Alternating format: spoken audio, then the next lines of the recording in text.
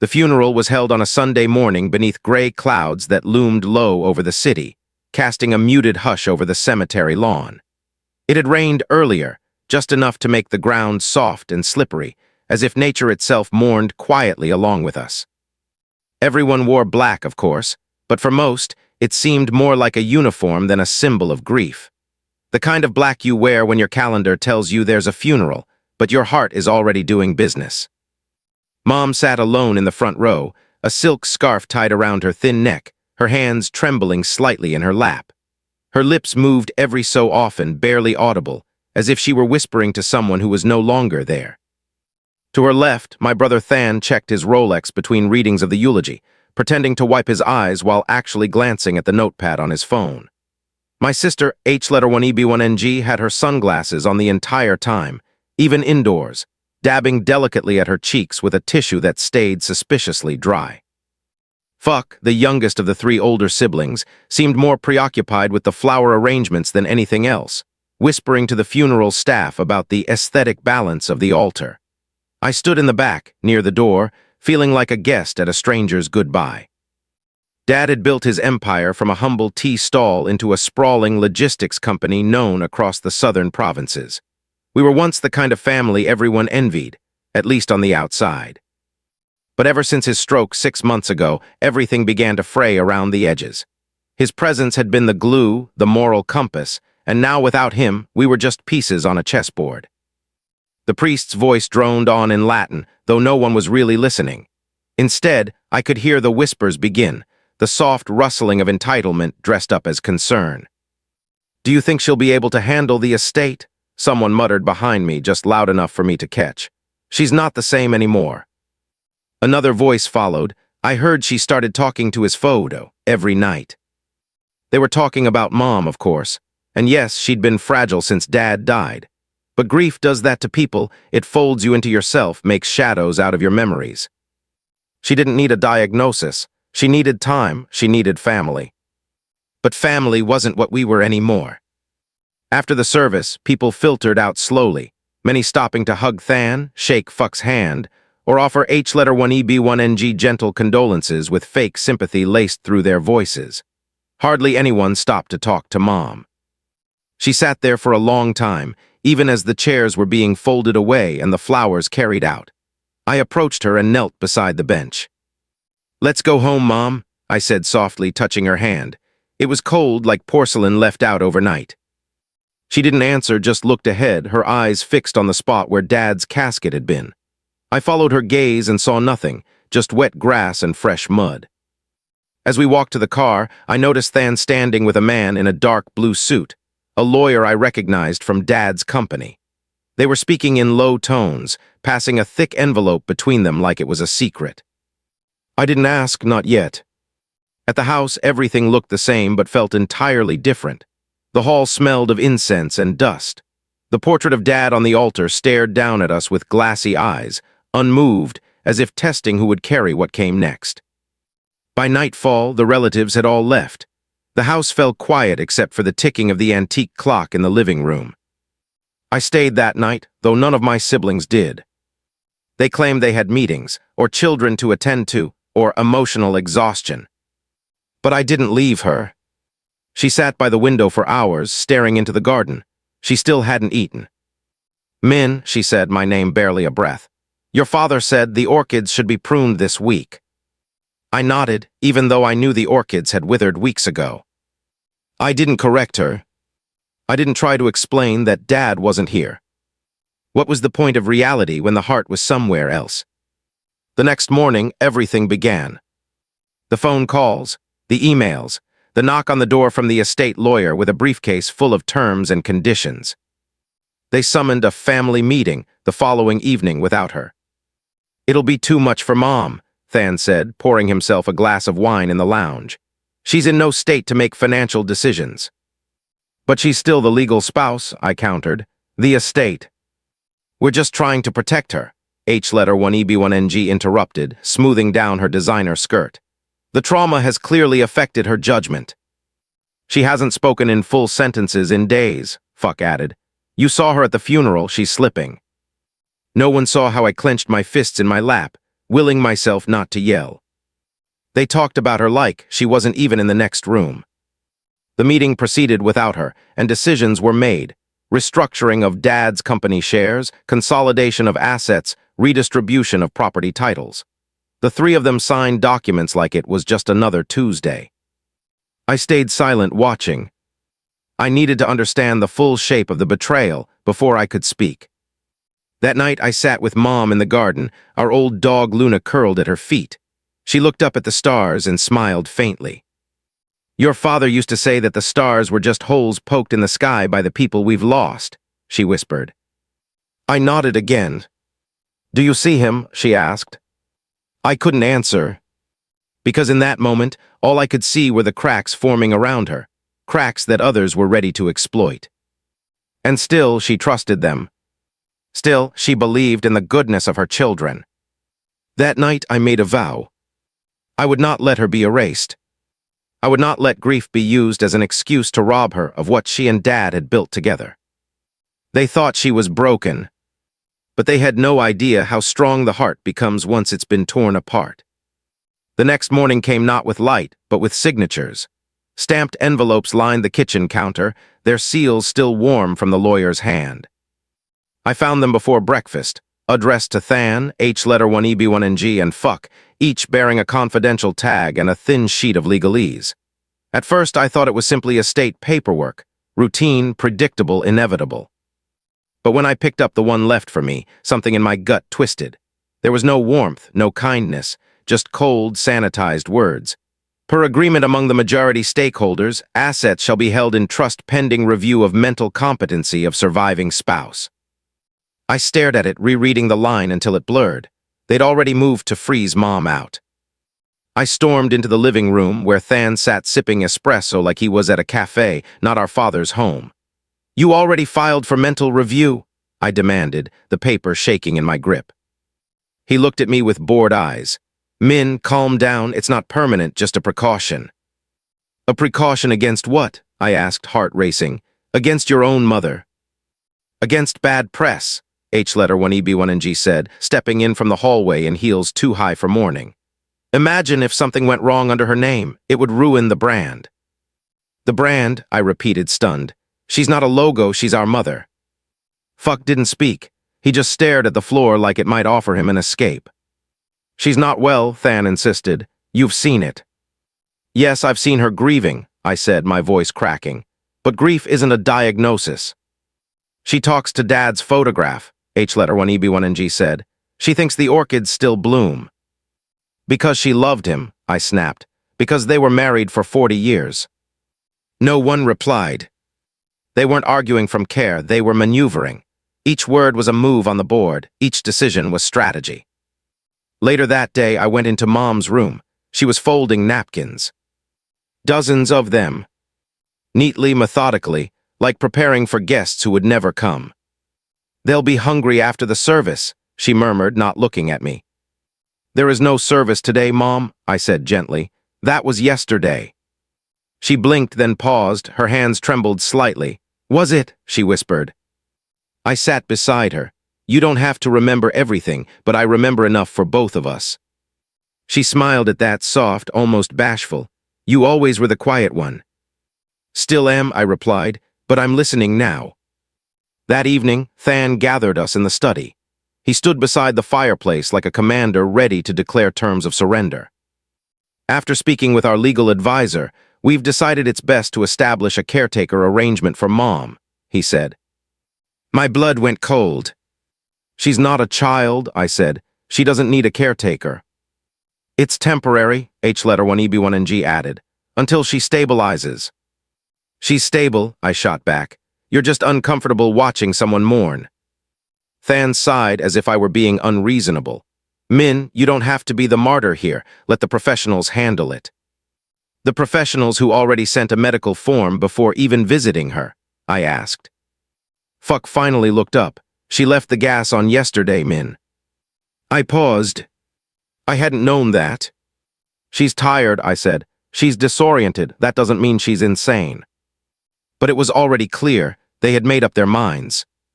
The following morning, a nurse arrived. Young, polite, wearing scrubs with daisies on them and a clipboard in hand. "I'm here for a wellness evaluation," she said. I met her at the door. Does she even know someone's coming? "No, sir," she replied with a practiced smile. "Unscheduled assessments ensure unbiased results." I wanted to scream, but instead I led her to the garden where Mom was pruning dead stems, murmuring to herself. The nurse took notes, asked soft questions, nodded sympathetically. Then she left. A day later, a second envelope arrived. This one bore a hospital seal. By the end of the week, they had scheduled her intake appointment. Not a spa, not a retreat. A psychiatric evaluation at St. Marian's Recovery Institute, 40 minutes from the city, behind wrought iron gates and surveillance cameras. When I confronted them, they looked surprised by my anger. "We're not committing her," Than said. "It's just an observation period." "Observation for what?" I demanded. "For remembering the wrong day." "For losing touch," H1EB1NG said. "She needs help." "She needs love," I corrected, "not isolation." But they wouldn't listen. Their minds were made. And so, on a gray Thursday, I watched as my mother was gently ushered into the back of a transport van. She carried only her handbag and the framed wedding photo of her and Dad, as if that might protect her. She didn't cry, she didn't scream. She just looked back at me with eyes so calm it broke me. "I'll be back soon," she said.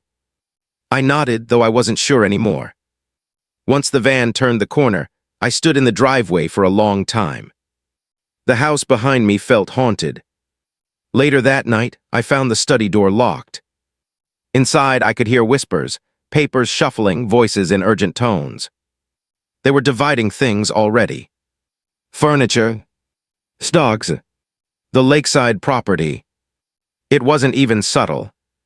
I waited until they left, then broke in. The safe in Dad's office hadn't been touched, but the folder inside was thinner than it should have been. Pages were missing. The will. The original will. I dug through desk drawers, file cabinets, even under the old rug where Dad used to hide cash from us when we were kids. Nothing. I called the lawyer, the one Dad trusted. He hadn't heard from us since the funeral. He still had a scanned copy of the original will, he said, and it was very clear. All assets were to remain under Mom's name, with equal disbursement to the children only after her passing. Equal fare protected. They were erasing that. I didn't tell him what was happening yet. I needed proof. I needed more. Over the next few days, I began gathering everything. Signed documents, voice messages, video from home security footage showing them in the study. I even retrieved copies of Mom's medical evaluation, one of which had identical language to the lawyer's own notes. It had been doctored. Not medically, but legally. They were building a paper trail to prove she was incompetent. But I was building my own. The only difference was mine was true. St. Marian's Recovery Institute looked nothing like the images we associate with pain. It stood tall on a hill, surrounded by trimmed hedges and bright white buildings that gleamed under the sun. But beauty can be a mask, and that place wore its mask well. I visited my mother every week, always during the limited afternoon slots they offered. Each time she looked a little smaller, like the walls were slowly compressing her into silence. She never complained, that wasn't her way. But her eyes spoke in volumes only I seemed willing to hear. They flickered with confusion, betrayal, and a hint of quiet resignation. She started wearing her wedding ring on a chain around her neck. I asked her once why. "So I don't forget where I came from," she whispered. "When you're surrounded by white coats, your memories start to pale too." I held her hand for a long time that day, counting the veins beneath her thin skin. I couldn't let them win, not like this. The nurses were pleasant, overly so. Their politeness wrapped every interaction like gift paper, but you could feel the cold underneath. "She's adjusting," one said. "Progress is slow but steady." "What exactly are you measuring?" I asked. The nurse tilted her head. "Compliance, emotional clarity, cognitive grounding." "And how do you define that?" I continued. She gave me the kind of smile you reserve for toddlers or the naive.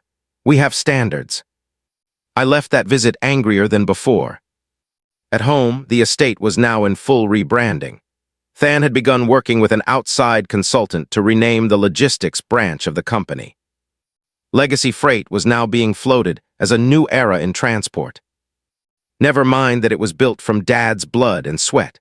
Never mind that Mom had done the books by candlelight in the early years, nursing all of us between invoices.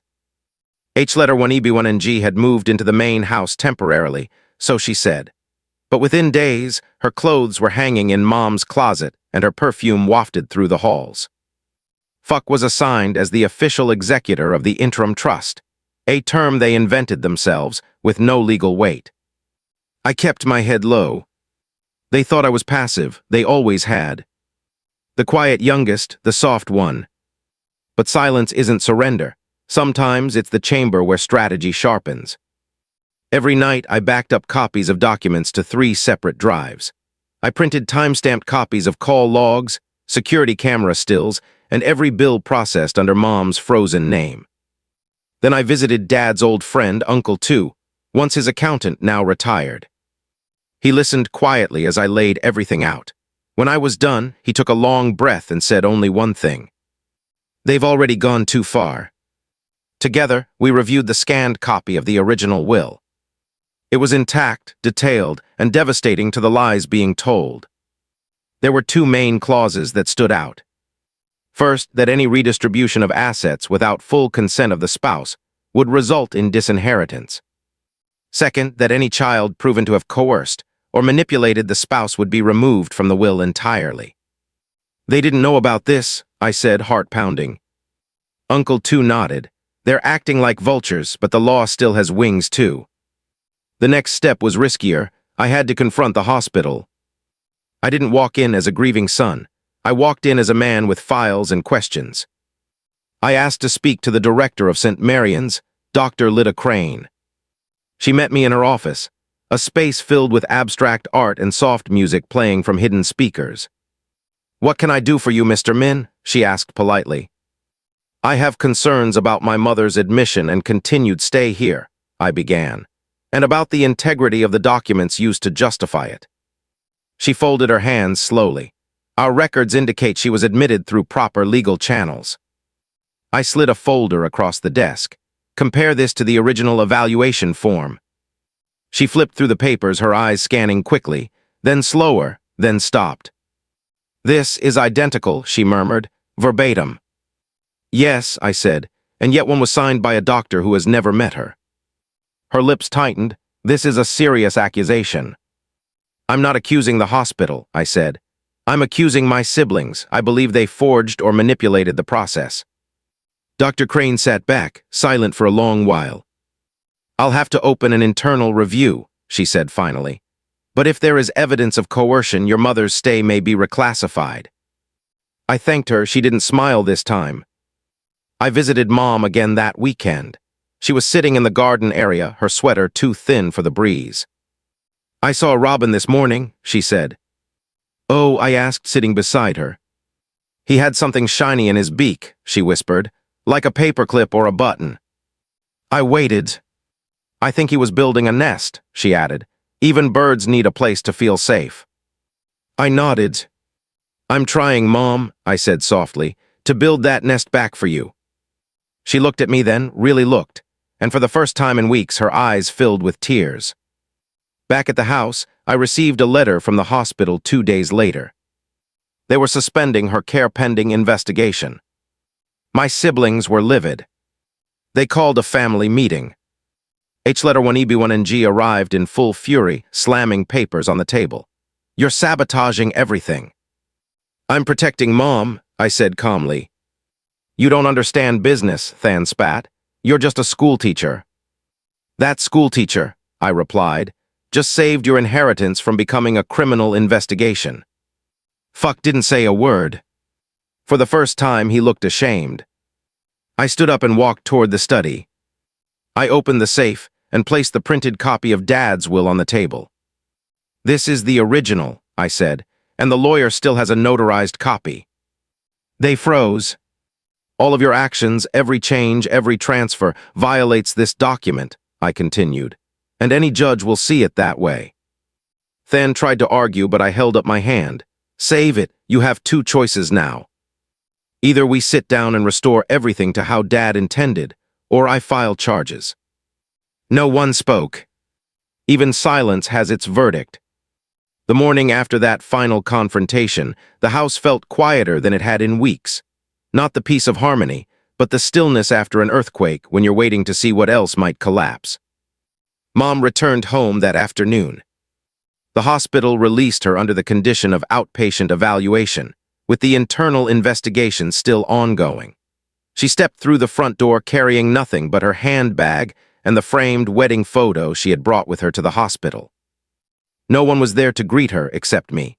I held her hand as she stood on the welcome mat, eyes sweeping over the house like she wasn't sure it was still hers. "Is this where I live?" she asked. I nodded. "Yes, Mom, it always has been." She didn't smile. She just walked slowly down the hallway and paused in front of the large family portrait that hung above the fireplace. Dad stood tall in the middle, his arm around her, with all 4 children seated in front. It had been taken 10 years ago, before the money twisted everything, before love became a ledger.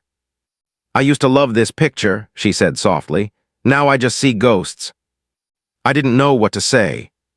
Grief wasn't linear for her. It was a maze that kept shifting. She began to recover in small, quiet ways. She started eating again, only soup at first, then toast, then rice. She asked about the orchids in the garden, and we planted new ones together. She no longer folded napkins all day. Instead, she took to reading poetry aloud to herself on the balcony, her voice shaking but determined. Meanwhile, Than and H1EB1NG stopped coming to the house. I think part of them knew they'd crossed a line they couldn't walk back from.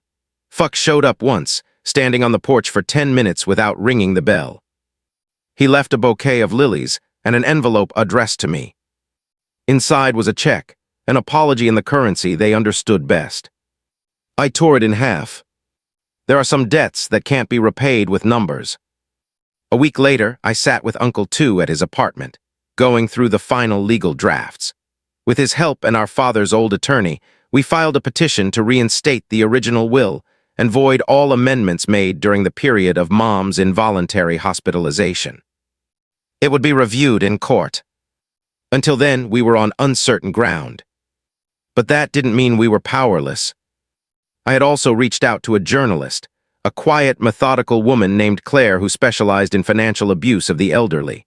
I gave her the full story, documents, timelines, copies of evaluations. At first, she didn't believe it. But by the time she finished reviewing what I had, she told me she'd be submitting a feature to the Sunday paper. We didn't need to go public yet. But the option was a sword we now held. When I told Mom, she simply asked, "Will it help someone else?" I said yes. She nodded and said, "Then I'm not ashamed." The court date was set for 2 weeks later. During that time, I continued to stay by Mom's side. We prepared her testimony together, not rehearsed but remembered, small moments from her daily life that proved her awareness and clarity. We laughed once when she said, "Do I have to wear one of those lawyer skirts?" "No, Mom," I smiled, "just be yourself." "You mean the grieving widow who talks to orchids?" I paused. "No, the woman who survived." She reached over and squeezed my hand. On the morning of the hearing, she wore a simple gray dress and tied her scarf the same way she did at Dad's funeral. Her hair was neatly combed, her makeup minimal, but she carried herself like a woman who had decided to be seen again. When we arrived at the courthouse, the hallways buzzed with tension. Than and H1EB1NG stood with their attorneys, polished, expensive men in sleek suits. Fuck came alone and sat at the back without saying a word. Mom sat beside me at the long table, her hands folded, her expression unreadable. When the judge entered, everyone rose. The hearing began with procedural readings. Then came the testimonies. I spoke first, laying out the timeline: Dad's death, the secret family meeting, the forged evaluation, the hospital admission. I handed over the documents and the recorded conversations. Then it was Mom's turn. She stood slowly, walked to the front without needing assistance, and addressed the court with a voice so steady it surprised even me. "My name is Lan Trin," she began. I was married to TR letter 1 ECB and H letter 1 EFU for 43 years. We raised 4 children together, and I kept the books for his company until the day he died. She paused, letting the silence do its work. I grieved, I was lost, but I was never insane. The judge asked her 3 questions. She answered each with clarity and detail. She remembered dates, names, bank statements, and even the address of the flower shop where she had ordered the wreath for Dad's funeral. By the end of her statement, the room was silent. Even Than looked rattled. The judge called for a recess. When we stepped into the hallway, I saw Claire, the journalist, leaning against a pillar with her camera crew. She gave me a nod but said nothing. By the time we returned to the courtroom, the verdict was clear. The judge ruled in favor of reinstating the original will, citing overwhelming evidence of coercion, forgery, and emotional abuse. All documents filed during Mom's hospitalization were voided. Her rights as executor of the estate were fully restored. But more than that, the judge condemned the actions of my siblings in a written statement that would remain on the public record. Than's jaw clenched. H letter 1 EB1NG turned pale. Fuck closed his eyes and lowered his head. Mom didn't gloat. She just whispered, "Thank you," and walked out the door like a woman who had just crossed the last bridge of a very long war. That night we sat in the garden again. The orchids were blooming. She touched one gently and said, "Your father would have liked this one." I nodded. "I'm sorry it had to come to this," I said.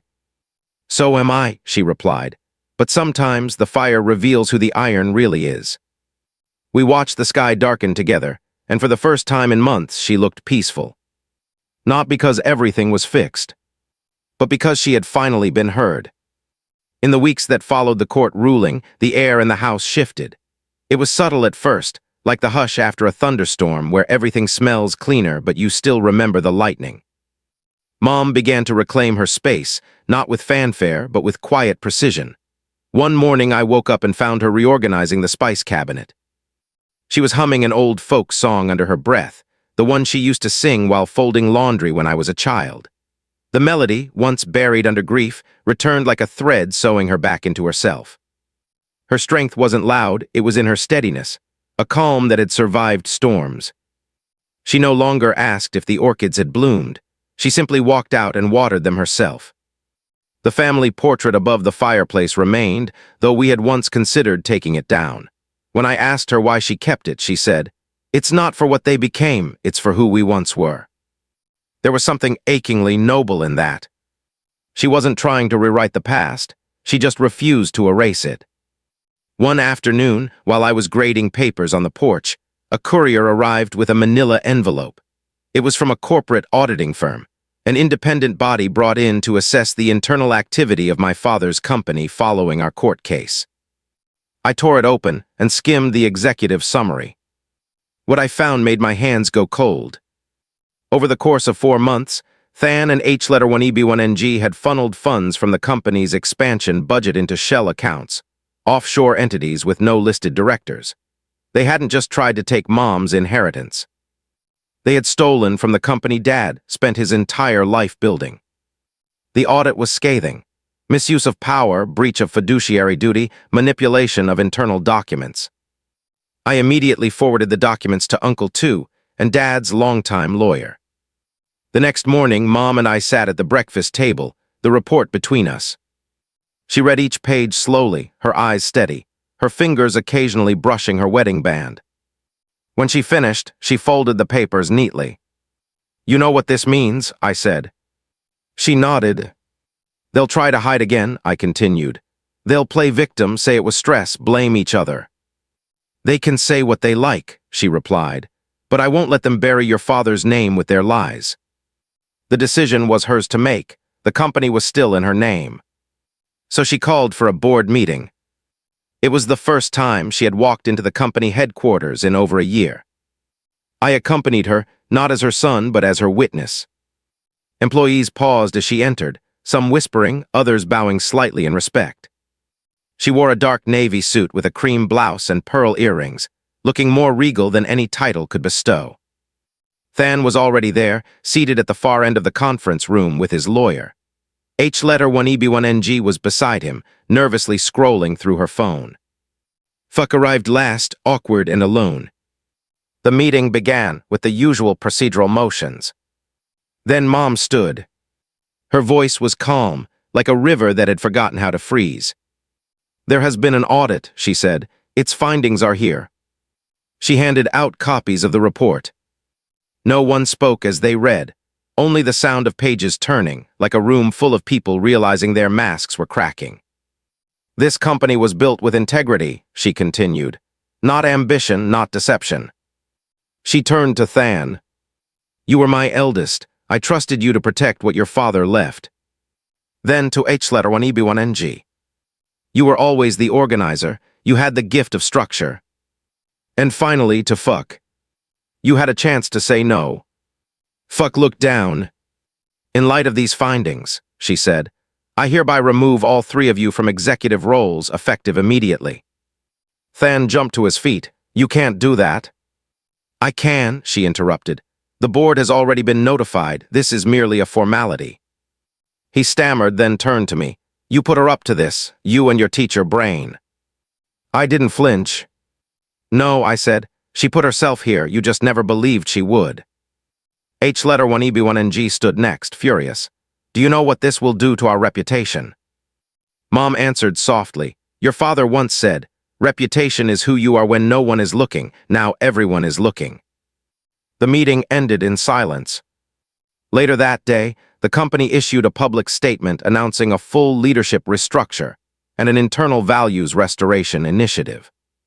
But we knew the press wouldn't stop there. Claire, the journalist, published her feature the following weekend. It was titled Widow's War, How One Mother Reclaimed Her Voice After Inheritance Betrayal. The story went viral. Not because of drama, but because people saw themselves in her quiet dignity, in her survival. For days, letters and flowers arrived from strangers, women, sons, daughters, widowers, people who had been silenced, people who were ready to speak again. Mom read every letter. Sometimes she cried, sometimes she laughed. But she never once expressed hatred toward her children. I carried them, she told me. Even now I carry pieces of them, but they have to carry what they've done. Fuck visited again, this time alone and without flowers. He asked to speak with her privately. I gave them space. An hour later, he left with red-rimmed eyes and no promises, but I could tell something in him had shifted. That night I found Mom on the porch, sipping tea under the stars. I don't want revenge, she said quietly. I know, I said. I want repair, but I also want truth. If we don't name the wounds, they never stop bleeding. She looked over at me. Do you think Dad would be proud? I smiled. He always said you were the strongest person he ever met. I think he'd be heartbroken, but proud more than ever. She closed her eyes and let the wind pass over her face. A month passed since the company's restructuring and the media storm that followed. Our house, once a battlefield of whispers and betrayal, had become a quiet place again, a haven for breath and healing. Mom's steps grew firmer, not from pride, but from presence. Every morning she made tea and placed a second cup across from her at the kitchen table, as if Dad might still wander in from the garden. I never asked her why. I already understood. Grief doesn't leave, it just stops screaming.